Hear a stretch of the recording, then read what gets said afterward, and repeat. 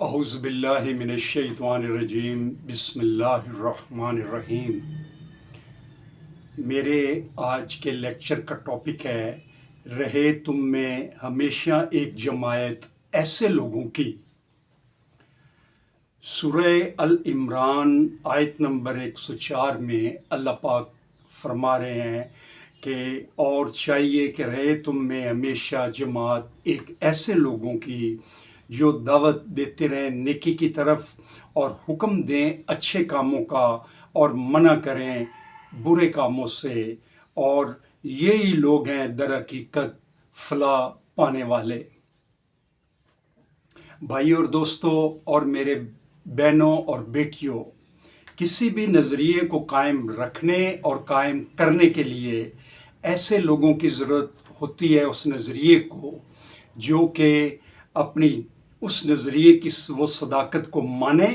جب مانتے ہوئے پھر اپنی جان مال، اپنی اولاد، اپنے بیوی بچے، اپنے تمام جو آرام اور آسائش ہے اس کو اس نظریے کی امپلیمنٹیشن اور نفاذ کے لیے وہ وقف کر دیں۔ اللہ تعالیٰ نے ہمیں جو قرآن پاک میں بنیادی اصول فرمایا ہے وہ کسی بھی نظریے میں موجود نہیں، اور وہ یہ ہے کہ ایک مسلمان دوسرے مسلمان کے لیے وہی پسند کرے جو اس کو اپنی ذات کے لیے پسند ہے۔ ساتھ ہی ساتھ ایک سٹیج اسی کی آگے یہ آتی ہے کہ جب وہ ترجیح دے اپنی ذات پر دوسروں کو، جبکہ وہ خود بھی حاجت مند۔ یہ قرآن پاک کی آیت ہے جس نے اس جماعت کی تربیت، اس جماعت کی ٹریننگ کا ایک بنیادی اصول فراہم کر دیا ہے جس سے ہم کسی بھی نظریے کو نافذ کر سکتے ہیں۔ آپ دیکھتے ہیں کہ جس وقت رسول اکرم صلی اللہ علیہ وسلم نے دعوت دی تو اس دعوت کو جب وہ پھیلی، جب انہوں نے صحابہ اکرام نے پھیلایا تو پھر قریش مکہ کے اور جو مکہ کے رہنے والوں نے ظلم و ستم کرنے شروع کر دیے، حضرت بلال کے اوپر ظلم، حضرت سمیہ کو شہید کر دیا گیا۔ تو یہ ایسی چیزیں ہیں جو اس ٹیم میں قربانی کے لازوال جذبے کی نشاندہی کرتی ہے۔ آپ دیکھتے ہیں کہ جس وقت حضرت صہیب، جن کی مکے میں ایک اسلحہ ساز فیکٹری تھی جس میں وہ ہر طرح کا اسلحہ بناتے تھے، وہ بڑے مالدار تھے، انہوں نے ہجرت کا اعلان کیا تو ابو جہل اور اس کے لشکر نے ان کو روک لیا۔ وہ روک کے کہا کہ یہ بیوی بچے کدھر لے کے جا رہے ہو؟ ان کے رشتہ دار ادھر ہیں، ان کے خاندان ادھر ہیں، تم ان کو نہیں لے جا سکتے۔ انہوں نے بیوی بچے ان سے لے لیے تو حضرت صہیب نے اپنا تمام سامان لیا اور جانے لگے۔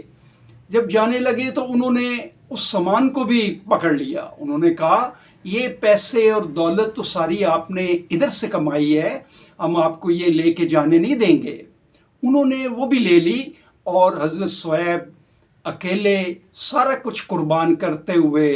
اللہ کے راستے میں ہجرت کر کے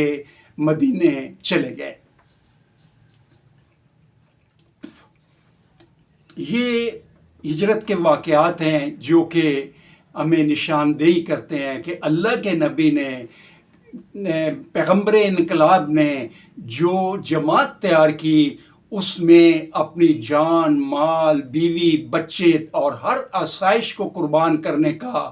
جذبہ تھا، جس کی بنا کے اوپر انہوں نے یہ نظام جو کہ اللہ کا نظام تھا، یہ نظام طیبہ اللہ پاک کا نبی اکرم صلی اللہ علیہ وسلم نے قائم کیا۔ ہم دیکھتے ہیں کہ اس کے بعد جب مسلمان ہجرت کر کے مکے سے مدینے پہنچ گئے تو وہاں نبی اکرم صلی اللہ علیہ وسلم نے ایک عظیم الشان سلطنت قائم کی۔ اس عظیم الشان سلطنت میں انصار تھے، مہاجرین تھے، اور ایون مکہ مدینہ کے جو یہودی تھے وہ بھی رسول اکرم صلی اللہ علیہ وسلم کی اطاعت کر کے وہ بھی شامل تھے۔ اب جنگ بدر آتی ہے، جب ابو جہل نے دیکھا کہ مسلمانوں نے تو بہت بڑی اچیومنٹ کی ہے، نبی اکرم نے ایک حکومت اور ایک نظام قائم کر دیا ہے، تو اس کو مٹانے کے لیے ابو جہل اور اس کے لشکر نے مدینہ کی جو انصار اور مہاجرین تھے ان کے اوپر حملہ کرنے کی ٹھانی۔ جنگ بدر میں پڑاؤ ڈالا گیا، نبی اکرم صلی اللہ علیہ وسلم اپنے لشکر کو لیا اور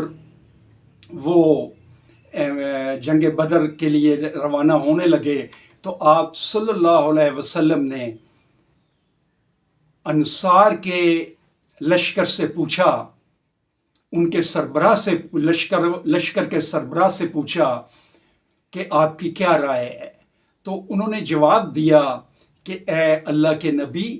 ہمارے ماں باپ آپ کے اوپر قربان، آپ جو کہیں گے ہم لڑیں گے اور آپ کے لیے جانی اور مالی ہر طرح کی اپنی جانیں نچھاور کر دیں گے اور ہم ذرا بھی پیچھے نہیں ہٹیں گے۔ اس کے بعد مہاجرین کے لشکر کے سربراہ نے خطاب کیا اور کہا، اے اللہ کے نبی، ہم آپ کے دائیں لڑیں گے، بائیں لڑیں گے، آگے لڑیں گے، پیچھے لڑیں گے، بعید نہیں آپ ہمیں لے کے ابھی سمندر میں اتر جائیں، ہم سارے آپ کے پیچھے رہیں گے، اور ہم میں سے ایسے ہم شجاعت اور بہادری کے جوہر دکھائیں گے کہ جس سے اللہ تعالیٰ کی مدد سے ایسی لڑیں گے کہ جس سے آپ کی آنکھیں چمک اٹھیں گی اور وہ کارنامے سر انجام دیں گے جس سے آپ کا دل خوش ہو جائے گا۔ پیارے بھائیوں، اللہ پاک کے نبی نے، جو کہ آخری نبی ہیں، انہوں نے یہ سارا نظام